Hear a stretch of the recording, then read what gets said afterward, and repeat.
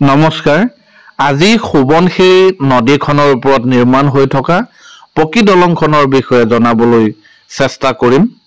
আপোনালোকে জানে মাজুলী লখিমপুৰ সংযোগী দলংখন দুখন পকী দলং হ'ব।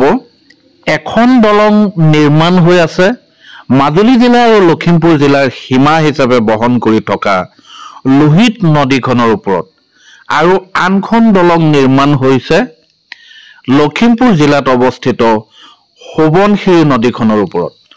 অসম মালা আঁচনিৰ জৰিয়তে মাজুলী জিলাৰ বালিচাপৰিৰ পৰা লখিমপুৰ জিলাৰ বঙালমৰালৈকে এটা ঘাইপথ নিৰ্মাণৰ কাৰ্যকৰী ব্যৱস্থা গ্ৰহণ কৰিছে চৰকাৰে।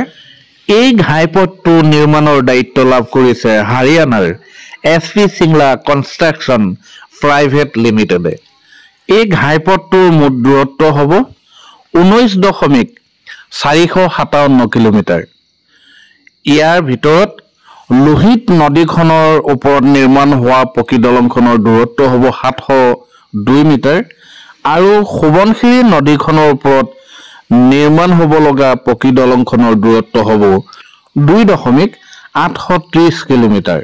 লোহিত নদীখনৰ ওপৰত নিৰ্মাণ হৈ থকা পকী দলংখনৰ মুঠ খুঁটা হৈছে 21টা আৰু জানিব পৰা মতে এই সুবনশিৰি নদীখনৰ ওপৰত নিৰ্মাণ হ'ব লগা পকী দলংখনত মুঠ খুঁটা থাকিব 65টা। লোহিত নদীখনৰ ওপৰত নিৰ্মাণ হৈ থকা পকী দলংখনত নিৰ্মাণকাৰী সংস্থা SP চিংলা কনষ্ট্ৰাকশ্যন প্ৰাইভেট লিমিটেডে 21টা খুঁটা স্থাপন কৰি সেই খুঁটাত পিয়েৰ কেপ লগাই পিয়েৰ কেপৰ ওপৰত গাৰ্ডাৰ উঠাই 1 নম্বৰৰ পৰা 13 নম্বৰ খুঁটালৈকে ডেক স্লেব ঢালাইও ইতিমধ্যে কৰা হৈছে আৰু বাকী কেইটা খুঁটাৰ স্লেব ঢালাইটো কৰিবলৈ আছে। বাকী খুঁটা কেইটামানত ইতিমধ্যে স্লেব ঢালাই কৰিবৰ কাৰণে ফৰ্মাৰ বান্ধিছে। হয়তো আশা কৰিব পাৰি সোনকালে সেই কেইটা খুঁটাটো ইতিমধ্যে ডেক স্লেব ঢালাই কামটো সম্পূৰ্ণ হৈ উঠিব আৰু এই সুবনশিৰি নদীখনৰ ওপৰত নিৰ্মাণ হোৱা পকী দলংখনত বৰ্তমান এই আপোনালোকে দেখি আছে সো চাইডত এইখিনি পিয়েৰ বুলি কয় খুঁটা, এই খুঁটাবোৰ নিৰ্মাণ কৰা ইতিমধ্যে হৈ গৈছে। এই আগৰ এই খুঁটাটো পিয়েৰ কেপ নিৰ্মাণ কৰিবৰ কাৰণে ফৰ্মাৰ ওপৰত ইয়াৰ ৰড গাঁঠিছে। এইটো এনেদৰে ৰড গাঁঠে আৰু এইবিলাক খুঁটা এই খুঁটাবিলাক ইতিমধ্যে হৈ গৈছে, খুঁটাবিলাক হৈ গৈছে আৰু আগলৈ এই খুঁটাবিলাকত পিয়েৰ কেপ নিৰ্মাণ কৰা হৈ গৈছে। ক্ৰেনৰ সহায়েৰে এই পিয়েৰ কেপসমূহ এই খুঁটাবিলাকত স্থাপন কৰে, সুন্দৰভাৱে সংস্থাপন কৰে আৰু ইয়াতে গাৰ্ডাৰ দুটা খুঁটাত ছডাল গাৰ্ডাৰ পাৰি দি ফিটিং কৰে, সুন্দৰভাৱে ফিটিং কৰিব। সেই গাৰ্ডাৰখিনিৰ ওপৰত যেতিয়া ডেক স্লেব ঢালাই কৰা হয় তেতিয়া এই দলংখন নিৰ্মাণৰ বহুখিনি কাম চমু চাপি যায়। এই সুবনশিৰি নদীখনৰ ওপৰত নিৰ্মাণ হোৱা পকী দলংখনত দুই ধৰণৰ গাৰ্ডাৰ উঠাব। আমি দেখি থকা এই খুঁটাৰবিলাকৰ পিয়েৰ কেপত PSC I গাৰ্ডাৰ উঠাব। সেইখিনি ধুনীয়াকৈ ফিটিং কৰাৰ পাছত ঢালাইটো কৰিব আৰু সুবনশিৰি নদীখনৰ মাজভাগত আচলতে এই নদীখনৰ মাজভাগত PSC বক্স গাৰ্ডাৰ সংস্থাপন কৰা হ'ব। এই সুবনশিৰি নদীখনৰ ওপৰত নিৰ্মাণ হোৱা এই পকী দলংখন আৰম্ভ হৈছে ধুনাগুৰিৰ খনিকৰ গাঁৱৰ পৰা আৰম্ভ হৈছে। এই খনিকৰ গাঁৱৰ পৰা আৰম্ভ হৈ সুবনশিৰি নদীখনৰ ওপৰত এই পকী দলংখন নিৰ্মাণ কৰা হ'ব। সুবনশিৰি নদী পাৰ হৈ আউনিবাৰী কানিয়াজান পাব। সেই আউনিবাৰী বা কানিয়াজানত এটা ঘাইপথ নিৰ্মাণ কৰি থকা হৈছে, তাতো কাম চলি আছে, ঘাইপথ নিৰ্মাণৰ কাম চলি আছে। কানিয়াজানত অৱশ্যে এখন সৰু ব্ৰিজ হ'ব, 3টা খুঁটা থকা এখন সৰু ব্ৰিজ হ'ব আৰু সেই ব্ৰিজখন পাৰ হৈ কানিয়াজানৰ এই ঘাইপথটো পাবগৈ।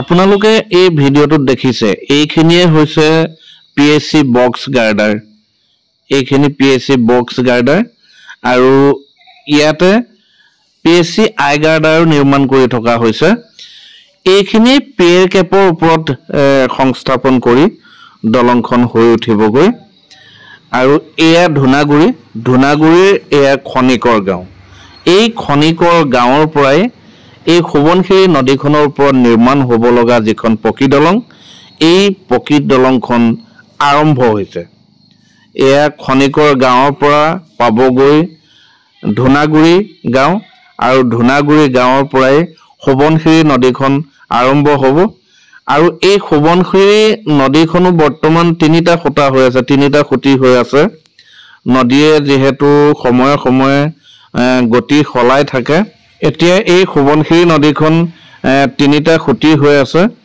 এই আমি ইয়াৰ পৰা যে গৈ আছো ইয়াৰ পৰা সোৱণশিৰি নদীখন পামগৈ এই সোৱণশিৰি নদীৰ যি দুটা প্ৰথম খুঁটি দুটাত ইতিমধ্যে দুখন লো দলং নিৰ্মাণ কৰি লৈছে দলং নিৰ্মাণকাৰী সংস্থা SP Singla Construction Private Limited এই লো দলং দুখনৰ জৰিয়তে এই দলং দুখনেদি এই পাৰৰ পৰা দলং নিৰ্মাণৰ যিবিলাক সামগ্ৰী দলং নিৰ্মাণত ব্যৱহৃত ক্ৰেন বিলাক বা দলং নিৰ্মাণত ব্যৱহৃত যিবিলাক জেনেৰেটৰ হওক অন্যান্য যন্ত্ৰপাতিয়ে হওক বা শ্ৰমিকসকল এই দলঙৰ জৰিয়তে ইপাৰৰ পৰা সিপাৰলৈ পাৰাপাৰ হৈ আছে আৰু এই পাৰৰ পৰা সেই দলঙৰ জৰিয়তে দলং নিৰ্মাণত ব্যৱহৃত সকলোবিলাক বস্তু নিবৰ কাৰণে এই দলং আচলতে লো দলং দুখন নিৰ্মাণ কৰি লৈছে নিৰ্মাণকাৰী প্ৰতিষ্ঠানে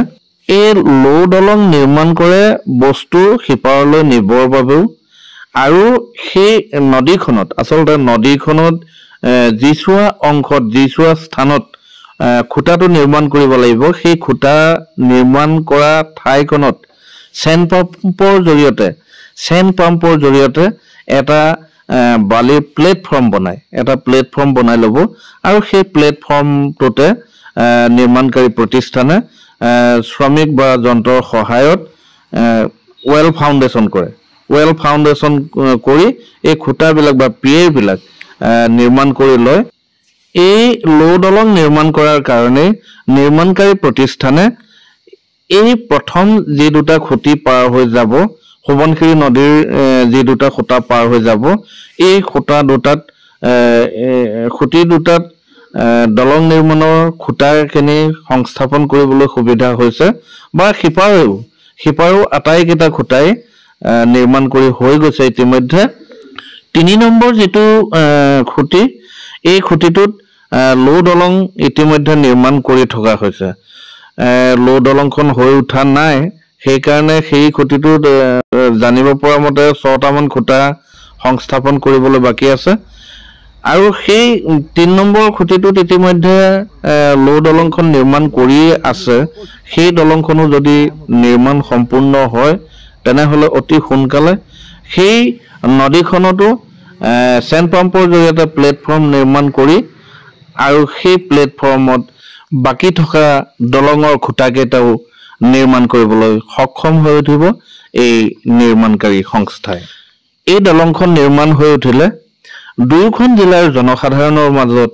প্ৰত্যক্ষ যাতায়াত যোগাযোগ ব্যৱস্থাৰ উন্নতি সাধন হ'ব এতিয়া দুয়োখন জিলাৰ মাজত যাতায়াত যোগাযোগ সাধন হৈছে কেৱল মাত্ৰ কেইখনমান ফেৰীৰ জৰিয়তে এই লখিমপুৰৰ পৰা মাজুলীলৈ যাওঁতো যেটো সেলেক ধুনাগুৰি যেটো দীঘলীয়া পাৰঘাট এই সেলেক ধুনাগুৰি দীঘলীয়া পাৰঘাটত দুটা ঘাট আছে এটা এই সোৱণশিৰি নদীত এখন এটো সোৱণশিৰি ঘাট এই সোৱণশিৰি ঘাটটো পাৰ হোৱাৰ পাছতহে আউনিবাৰী কানিয়াজান পাব আউনিবাৰী কানিয়াজান পাৰ হোৱাৰ পাছত লোহিত নদীত থকা ঘাটটো সেলেক ঘাট পাবগৈ এই সেলেক ঘাট পাৰ হলে লখিমপুৰৰ মানুহ মাজুলীলৈ যাব পাৰে আৰু মাজুলীৰ পৰাও মানুহ আহিবলৈ হলে লখিমপুৰলৈ আহিবলৈ হলে এই দুটা ঘাট পাৰ হ'বলগীয়া হয় প্ৰথমতে লোহিত নদীৰ ওপৰত থকা চেলেক ঘাটটো পাৰ হ'ব লাগে। চেলেক ঘাটটো পাৰ হোৱাৰ পাছতে কানিয়াজান পাব, আউনীবাৰী পাব। আউনীবাৰীৰ পৰা এই সোৱণশিৰি নদীখন আছে, সোৱণশিৰি নদীত সোৱণশিৰি ঘাটটো আছে। এই সোৱণশিৰি ঘাটটো পাৰ হোৱাৰ পাছতে লখিমপুৰ জিলা অথবা শোণিতপুৰ জিলাৰ বিভিন্ন ঠাইলৈ যাত্ৰীসকলে যাবলৈ সক্ষম হয়। এই ঘাট দুটা পাৰ হ'বলৈ যাওঁতে যাত্ৰীসকলে যথেষ্ট যান্ত্ৰণা, দুৰ্ভোগ, কষ্ট ভোগ কৰিবলগীয়া হয়। তেওঁলোকে বহু সময় নষ্ট কৰিব লগা হয় আৰু এইখিনি সময় নষ্ট বা কষ্ট কৰাৰ ফলতহে এই ঘাট পাৰ হ'ব পাৰি। এই ঘাট পাৰ হৈ বিভিন্ন ঠাইলৈ যাব পৰা হয়। কিন্তু এই দলংখন যদি হৈ উঠে, মাজুলী লখিমপুৰ সংযোগী এই দলংখন যদি হৈ উঠে 10 বা 20 মিনিটৰ ভিতৰত এই দলং পাৰ হৈ দুয়োখন জিলা, মাজুলী জিলাই হওক, লখিমপুৰ জিলাই হওক, উত্তৰ পাৰ দক্ষিণ পাৰৰ জনসাধাৰণৰ মাজত প্ৰত্যক্ষ যাতায়াত যোগাযোগ ব্যৱস্থা উন্নতি সাধন হ'ব। মাজুলী জিলাৰ জনসাধাৰণৰ শিক্ষা, স্বাস্থ্য, ব্যৱসায়, বাণিজ্য, যাতায়াত যোগাযোগ, পৰ্যটন ইত্যাদি দিশত আমূল পৰিৱৰ্তনে দেখা দিব। আচলতে মাজুলীক বহিৰ্বিশ্বৰ লগত সংযোগ সাধন কৰিবৰ কাৰণেই এনেধৰণৰ দলং নিৰ্মাণ কৰা হৈছে। মাজুলী লখিমপুৰ সংযোগী দলং নিৰ্মাণ কৰা হৈছে।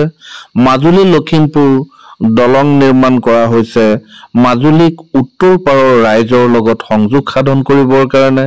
ঠিক একে সময়তে আৰু এখন দলং মাজুলীত নিৰ্মাণ হৈ আছে, বহু চৰ্চিত মাজুলীৰ জনসাধাৰণৰ সপোনৰ দলং। মাজুলী যোৰহাট দলঙো ইতিমধ্যে নিৰ্মাণ হৈ আছে।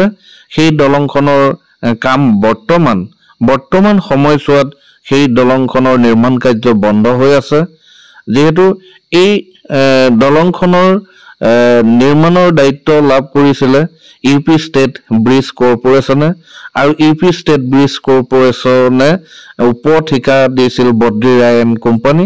আৰু এই দুয়োটা কোম্পানীৰ মাজত আভ্যন্তৰীণ সংঘাতৰ ফলস্বৰূপে সেই মাজুলী যোৰহাট সংযোগী দলংখনৰ নিৰ্মাণৰ কাম বৰ্তমান বন্ধ হৈ আছে। বৰ্তমান চৰকাৰে সেই দলংখন নিৰ্মাণৰ বাবে কাৰ্যকৰী ব্যৱস্থা গ্ৰহণ কৰিবলৈ গৈছে। পুনৰ নিবিদা আহ্বানৰ ব্যৱস্থা কৰিছে। এই নিবিদা আহ্বানৰ জৰিয়তে যিটো দলং নিৰ্মাণকাৰী প্ৰতিষ্ঠানে দায়িত্ব লাভ কৰিব মাজুলী যোৰহাট সংযোগী দলং নিৰ্মাণ কৰিবলৈ, যিটো দলং নিৰ্মাণকাৰী কোম্পানীয়ে দায়িত্ব লাভ কৰিব, সেই কোম্পানীয়ে হয়তো খুব সোনকালে সেই মাজুলী যোৰহাট দলংখন নিৰ্মাণ কৰিবলৈ চেষ্টা কৰিব। সেই দলংখন নিৰ্মাণ কৰাৰ উদ্দেশ্য হৈছিল মাজুলীক দক্ষিণ পাৰৰ লগত পোনপটীয়া যাতায়াত যোগাযোগ সাধনৰ কাৰণে সেই দলংখন নিৰ্মাণ কৰা হৈছে, মাজুলী যোৰহাট সংযোগী দলং। আৰু মাজুলী লখিমপুৰ সংযোগী দলংখন নিৰ্মাণ কৰা হৈছে মাজুলীক উত্তৰ পাৰৰ লগত সংযোগ সাধন কৰিবৰ কাৰণে, পোনপটীয়া যাতায়াত যোগাযোগ সাধন কৰিবৰ কাৰণে এই দলংখন নিৰ্মাণ কৰা হৈছে। এইটো আউনীবাৰীত এইটো মাজুলী লখিমপুৰ সংযোগী দলঙৰ শেষৰটো খুঁটা নিৰ্মাণ কৰি আছে।